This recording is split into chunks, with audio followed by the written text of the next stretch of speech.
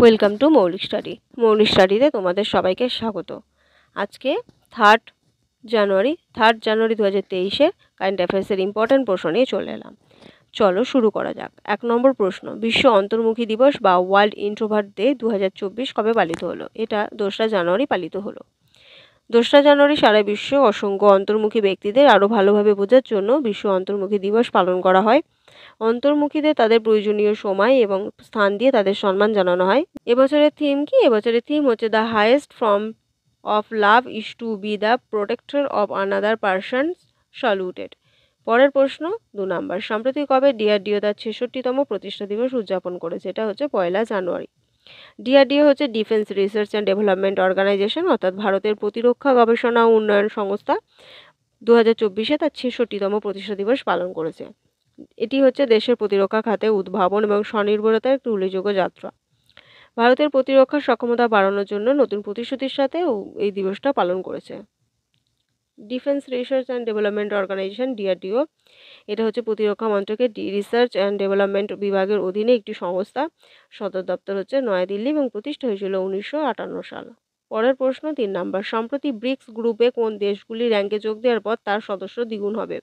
এটা হচ্ছে 5টা দেশ টোটাল যোগ দেবে। তার মধ্যে রয়েছে সৌদি আরব, ইরান, সংযুক্ত আরব আমিরাত, মিশর এবং ইথিওপিয়া। এই 5টা দেশ যোগ দিচ্ছে ব্রিক্স। আর এখানে যেটা বলি, এখানে হচ্ছে আর্জেন্টিনা এই ব্রিক্সের যোগ না দেওয়ার জন্য তারা বলেছে, মানে দেবে না, তাদের ইনভাইট করা হয়েছিল।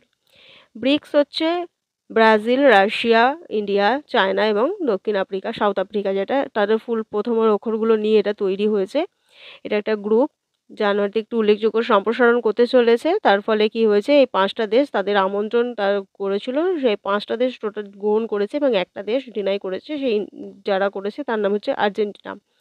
তো এর ফলে এটা হচ্ছে মানে দ্বিগুণ সংখ্যা হয়ে যাচ্ছে।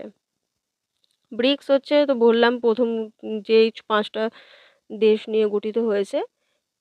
2009 সালে এটা প্রতিষ্ঠা হয়েছিল, তখন ছিল ব্রিক, আর পরে এর সাথে সাউথ আফ্রিকা যোগ করে তারপরে নাম হয়ে গেছে ব্রিক্স। পরের প্রশ্ন 4 নাম্বার, সম্প্রতি কোন ব্যক্তি পাওয়ার গ্রিড কর্পোরেশনের সিএমডি হিসেবে নিযুক্ত হয়েছেন?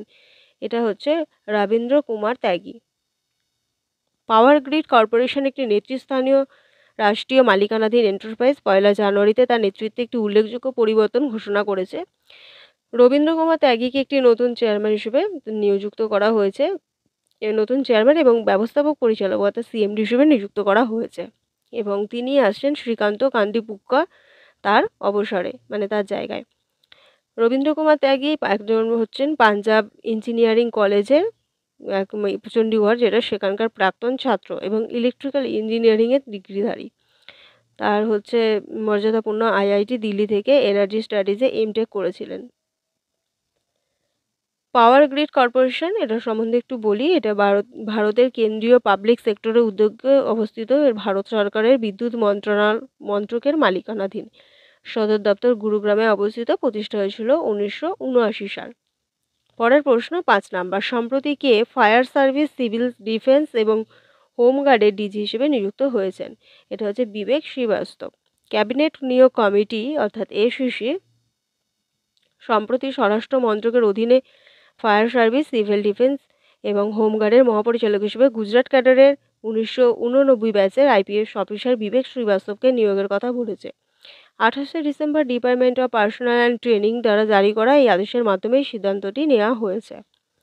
পরের প্রশ্ন 6 নাম্বার, সম্প্রতি কে ডেমোক্রেটিক রিপাবলিক অফ কঙ্গোর প্রেসিডেন্ট হিসেবে নির্বাচিত হয়েছেন? এটা হচ্ছে ফেলিক্স সিসেকেডি।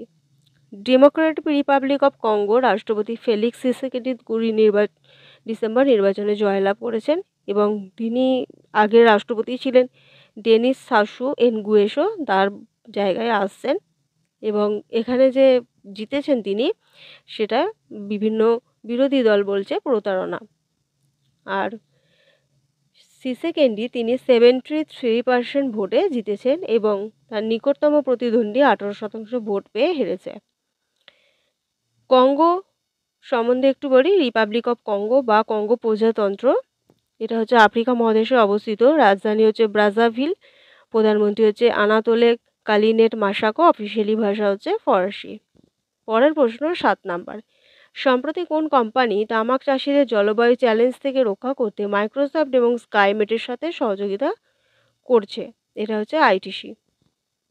একটি উল্লেখযোগ্য জোটের জন্য আইটিসি বিশিষ্ট ভারতীয় সমষ্টি জলবায়ু পরিবর্তনের কারণে তামাক চাষিদের যে সমস্ত সমস্যা হচ্ছে সেই চ্যালেঞ্জ মোকাবিলা করার জন্য মাইক্রোসফট এবং স্কাইমেটের সাহায্যে বাহিনীতে যোগদান করেছে। কৃষিতে জলবায়ু পরিবর্তনের বিরূপ প্রভাবগুলি সম্পর্কে সুপরিচিত এবং তামাক খাতে এরও ব্যতিক্রম নয়, তার জন্য এই সহযোগিতা করার জন্য আইটিসি হচ্ছে যুক্ত হয়েছে। আইটিসি এ তামাক যে ব্যবসা আছে তার প্রধান নির্বাহী এইচ.এন. রমাপ্রসাদ কর্ণাটকের কৃষকদের ওপর বাস্তব প্রভাবের ইঙ্গিত দিয়ে এটা বলেছে। আইটিসি লিমিটেড হচ্ছে সদর দপ্তর কলকাতায়, স্থাপিত হয়েছিল 1910 সাল।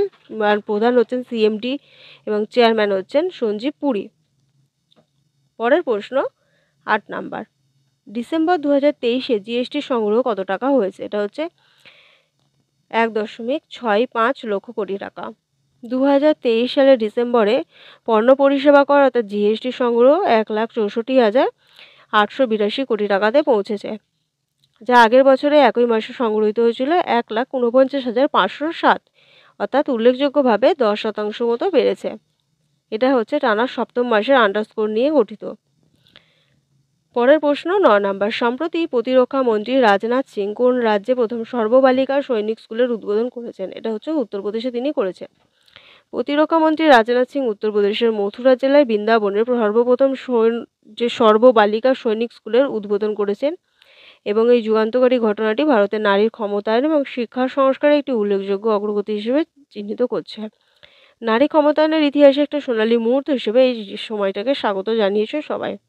সম্বিত গুরুকুলম গার্লস সৈনিক স্কুল ধারণ ক্ষমতা হচ্ছে 870 জন ছাত্র। এনজিও, বেসরকারি সংস্থা, রাজ্য সরকারের সাথে অংশীদারিত্বে জুড়ে 100টি নতুন সৈনিক স্কুল প্রতিষ্ঠার একটা উদ্যোগ নেওয়া হচ্ছে। উত্তরপ্রদেশ রাজধানী হচ্ছে লখনৌ।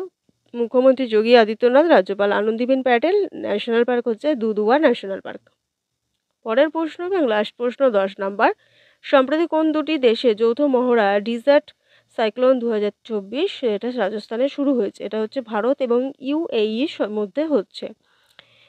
ভারত এবং সংযুক্ত আরব আমিরাতের মধ্যে এই ডিজার্ট সাইক্লোন 24 এটা শুরু হচ্ছে, যেটা রাজস্থানে শুরু হয়েছে। 2রা জানুয়ারিতে শুরু হয়েছে এবং 15 তারিখ অবধি ওটা চলবে।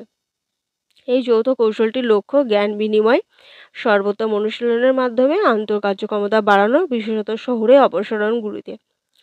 সংযুক্ত আরব আমিরাত অর্থাৎ ইউএই এটা হচ্ছে আমিরাত পশ্চিম এশিয়ার একটি দেশ। রাষ্ট্রপতি মোহাম্মদ বিন জায়েদ আল নাহিয়ান, রাজধানী আবুধাবি, আর মুদ্রা হচ্ছে সংযুক্ত আরব আমিরাত দিরহাম। রাজস্থানে হচ্ছে, যেহেতু রাজস্থান সম্বন্ধে বলি, রাজস্থানের রাজধানী হচ্ছে জয়পুর। মুখ্যমন্ত্রী হচ্ছে ভজনলাল শর্মা। রাজ্যপাল হচ্ছে কালরাজ মিশ্র। ন্যাশনাল পার্ক হচ্ছে Darrah national park, desert national park, Keoladeo national park, mount Abu national park, Ranthambore national park আর সারিস্কা টাইগার রিজার্ভ। এই ছিল আজকের সমস্ত ডিটেলস। ভিডিওটা ভালো লাগলে লাইক করো, বন্ধুদের সাথে শেয়ার করো এবং চ্যানেলে নতুন হলে অবশ্যই চ্যানেলটি সাবস্ক্রাইব করো। আজকে এতটুকুই।